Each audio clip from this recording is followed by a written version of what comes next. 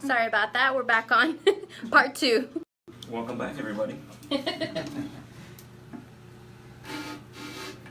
So what are you doing now, Juan? Right now I'm removing the the flush valve. Sometimes these can be a bit stubborn. And there's a nut over here. Sometimes these particular ones, there's no wings on here. It's just a wingless nut, I guess you can say. Sometimes we have to break these, but in this case, this one came out a bit easier than I thought it was gonna be. There you go. Thank you, Nick. That's an empty tank for you. That's an empty tank. So one good thing is to make sure you clean the inside of the tank. Sometimes you'll get loose porcelain, some loose debris that can affect your gaskets and prevent you from having a good seal. And also so you can showcase your work. You want to make sure it looks good when you're done. So why would you rebuild the toilet as opposed to just buying a brand new one? Well, it's gonna be way less expensive. It's more cost effective to just replace the parts, and it's just easier. Here you go, Nick. Lovely assistant. Thank you. Gracias. And at this point, we already have the tank already stripped out, ready to get rebuilt. Put this right here. Lay this down.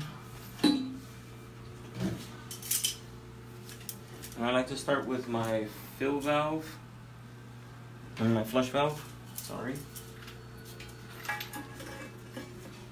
Like so. You want to make sure you line it inside. So when you hook up your chain to your flush handle, it's gonna pull it right up and open up that flap. And there's a gasket in here. When you're rebuilding the reason why you would rebuild a toilet that would look fairly new, I have customers that say, "Oh, that's a fairly new toilet." Sometimes the water quality in certain areas contain high levels of chlorine. Well, the chlorine breaks down that gasket, and you won't be able to see it, but when you run your finger through it, if for those viewers out there that want to test it yourself, go ahead and stick your hand in the tank, rub your finger on the gasket. If your finger turns black, that means your gasket's breaking down. And that's when it's a good time to know that, hey, I need to do something about this, because it can start to leak. Sometimes they'll be snug on there, and any little bump, because we sometimes sit down on the toilet, lean back a little bit, that can break that seal, and you'll start to leak, and you won't even know sometimes. Oh, wow. Next thing you know, you have a swollen wall in this, down back there. So is this sometimes why customers have leaks inside of the toilet, or is that a different mechanism that starts that? Having water leak down into the toilet could be a flapper issue.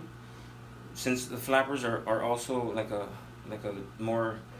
thicker rubber, they also start to break down, warp, and that could happen. Another thing is your fill valve.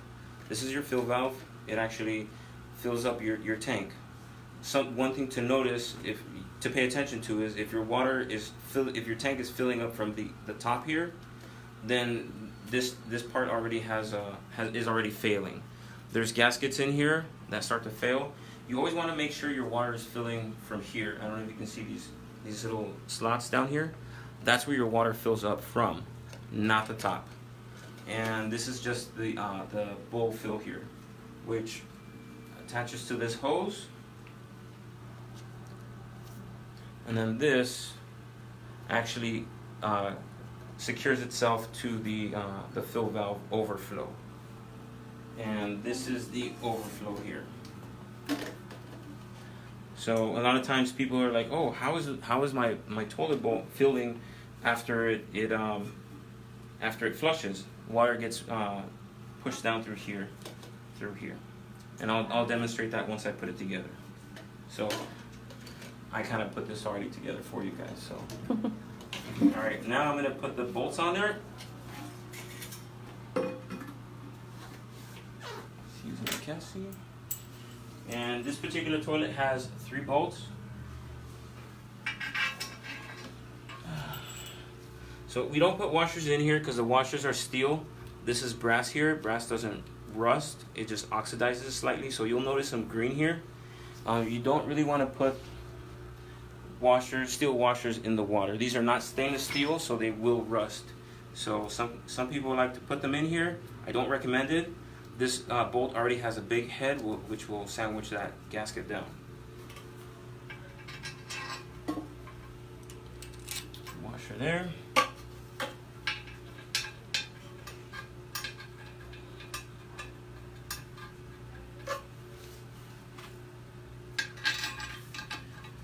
So at this point, some people, because I've been to homes that, you know, some customers put their own toilet rebuilds together.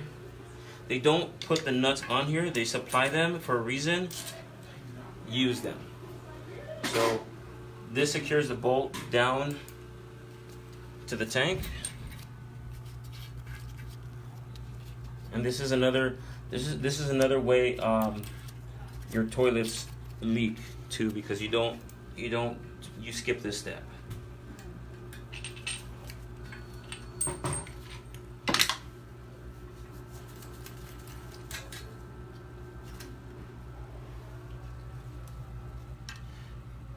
This is a 1/2-inch driver.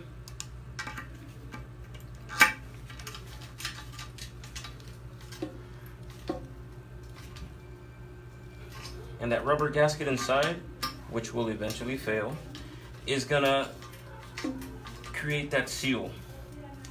This is where the washers go, not inside. So inside, if somebody were to put those washers inside, it would corrode. It'll corrode, it'll rust out, and the washer will eventually start to rust out and deteriorate, and it'll start leaving a gap there. It'll probably swell up with the rust, but eventually, you know, kind of erode away, and it'll create a gap there, and then it'll start getting loose. Water will seep through. So we're one step closer to the end. Can we see what the inside looks like? Yep. So what you just connected was or what are those? The bolts. The bolts, yeah. So are those gonna hold anything, or that's just what holds onto the toilet? That holds on to the bolts are gonna hold on to the toilet. They're gonna connect to the tank. I mean to the bolt. Got it. The tank will connect to the bolt. So if you can see in here, I wanted to wait for this step here. I don't know if you can see, this is the water level. So customers already comfortable with this water level. So you want to make sure you cut your overflow tube to that level, just a little bit above that. And the overflow is important to make sure. I don't know if you can see. So your handle is going to go in here, but there's no gaskets in here. So this overflow tube is here for a reason also. In case your valve there fails, or it's not draining well, or your flush valve fails and it starts to overflow the toilet tank, your water will come down through here and go down the toilet through that opening there. So if you don't size this properly, it'll probably go up to this level and start weeping through here. So this is a safety mechanism here, and it's very important to make sure you cut this down to size. And if that were to happen, you can use that angle stop to just shut off the water, right, to the toilet? If it's good. If it's good. In this case, they have a backup plan there. So, all right, this is getting ready to mount.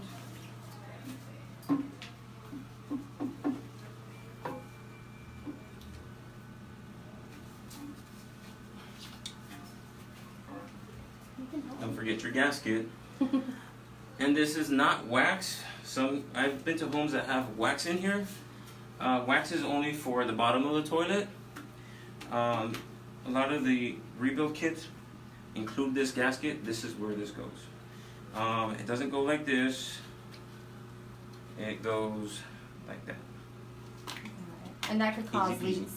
It can cause leaks if you don't put this correctly. So here we go.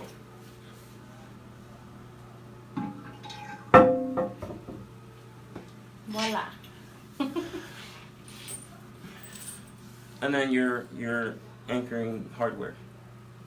One washer, one nut.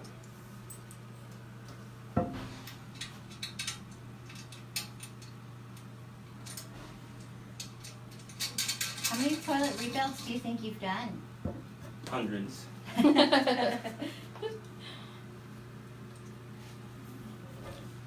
Would you say it's something that's really common? It's really common. I want to say you want to rebuild your toilet depending on the usage. Every time you flush water in there and it fills up, like I said, our water system contains chlorine, so that chlorine will break down rubber really quickly. And pretty much every seal here on the 3 bolts, some have 2 bolts. The flush valve and the fill valve, they all have rubber gaskets. And I want to say, if you use it regularly, I want to say every 4 or 5 years you want to replace them. And a good way of testing it is, like I said earlier, run your finger on that gasket, which is exposed. If your finger turns black, then it's a good time to replace it. Some gaskets are not rubber, they're a different material. They'll start to swell up and warp. When you see that, that's also a sign that it needs to get replaced.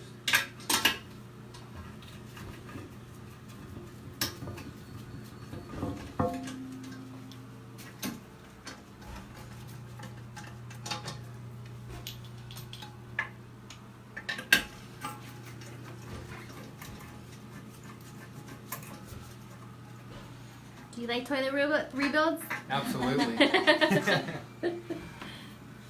Especially when the toilets are really, really clean. Those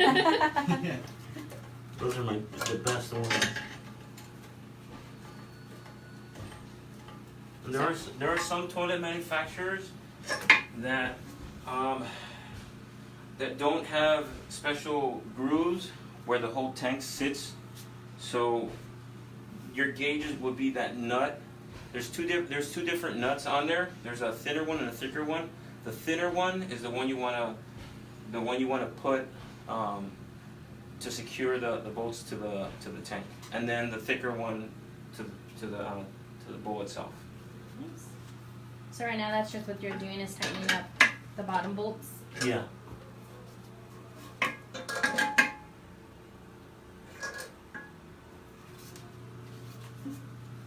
That's pretty secure there. So things that loosen up those bolts underneath are leaning up against the tank and just overall corrosion over the years. Well, if you put that first set of nuts, it shouldn't leak. Once it starts to leak, that's also a sign that the gasket's starting to wear out, and that would be a great opportunity to just, instead of just trying to change a part, just go ahead and rebuild the whole kit. Buy the whole rebuild kit. Because if one thing's starting to fail, most likely the whole thing's starting to fail.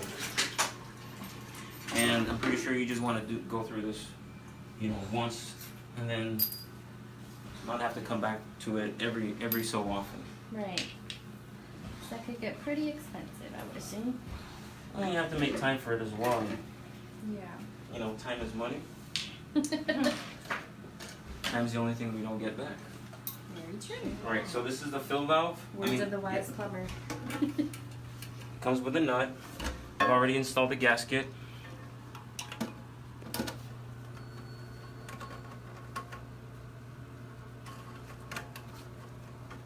It has wing nuts, and pretty much depends on how strong you are. Hand tight is tight enough. If you feel you're not strong enough, a little wrench would help. Is there dangers of over tightening those bolts, nuts that go underneath the toilet tank? If you're putting a wrench to it, yeah, you'll start to maybe crack the plastic. Okay. But hand tight should be tight enough. It has wing nuts, so should be good.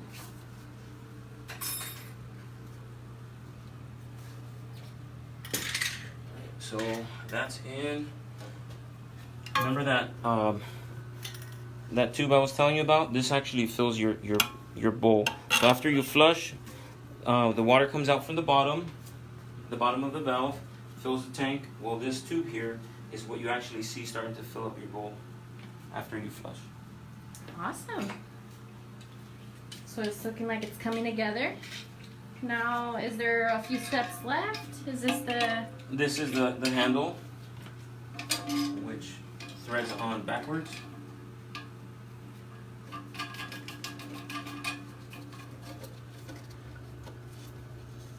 That also hand tight is tight enough. There's no water pressure there, so hand tight is tight enough.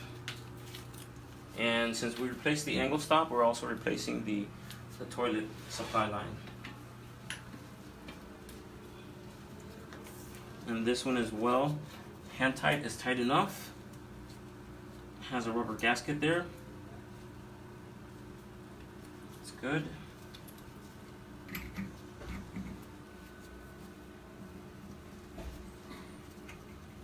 This one also has, this side also has a gasket, but I like to give that a little snug.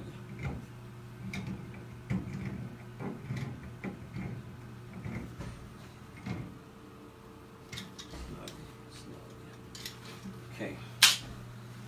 Now, just gonna connect the chain. So when you're putting the chain, you wanna remove the slack.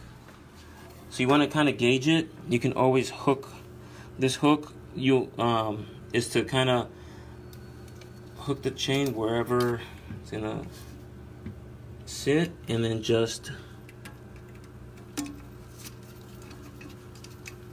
hook it to your.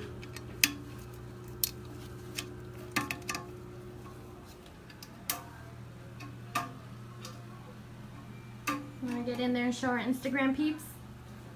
Yeah. Notice how the chain isn't hanging too much. If you hang it too much, you might get it stuck underneath the flapper, and that will cause it to just keep running, and you're not gonna know why. Well, you just want to make sure you get rid of that slack. So at this point, we're ready for water. Here we go. The moment of truth.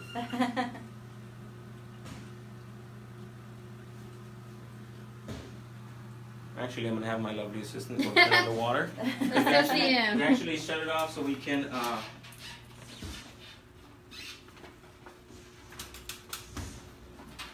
Let's see you get down. We have our spotter. The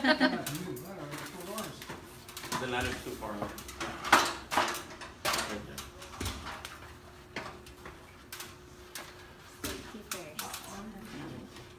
I believe in you. Always motivating each other. So is this usually where the water shutoff's gonna be? In this case, this is a commercial building, so their main shutoff valve is a ball valve above the ceiling tile. So. Oh, I hear There's it. something going on.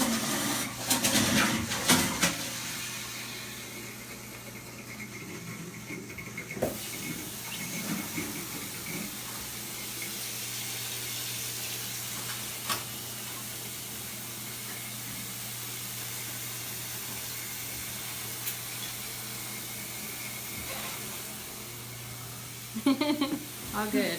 He's alive. I made it. And what's left? Just clean the air. So it's just filling up. Yep.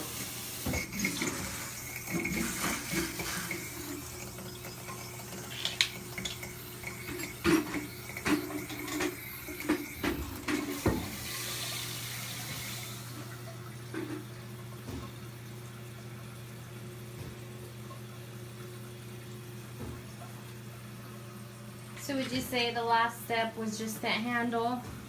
The last step is actually leak testing your work. So once you're done here, you want to make sure that, we have a spotlight back there to assist us today. So you want to make sure you get under here and you make sure that there's no water dripping from your connections, your bolts that you just put in. You want to make sure nothing's coming out of there. You want to make sure nothing's leaking out of the angle stop that was replaced. In this case, this was replaced. So you want to make sure there's no water dripping. I don't know, I'm wearing black gloves so you can probably see if there's any water. So one good tip is to get a dry towel and just place it under here, and if there's any water dripping, you'll catch that right away. And one thing I like to do is after I complete my work, say out there our viewers are doing it themselves, leave a little towel here, a little paper towel, fold it up. If there's a leak, you'll just come back to it about an hour later or sooner if you can, just to make sure that there's no water dripping. If you see any leak there, then that'll be a concern, something to take care of at that point. Perfect. So here's our flush.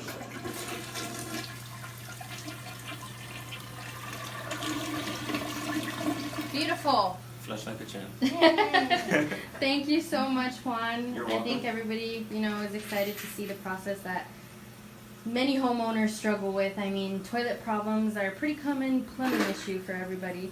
So we appreciate your help today. You're welcome. Thank you. Nick, thank you for your help. See you guys. Alright guys, if you have any suggestions or if you want to see something that you have experienced yourself, leave suggestions in the comment below. Share this video, show your friends, and once again, keep your plumbing pure.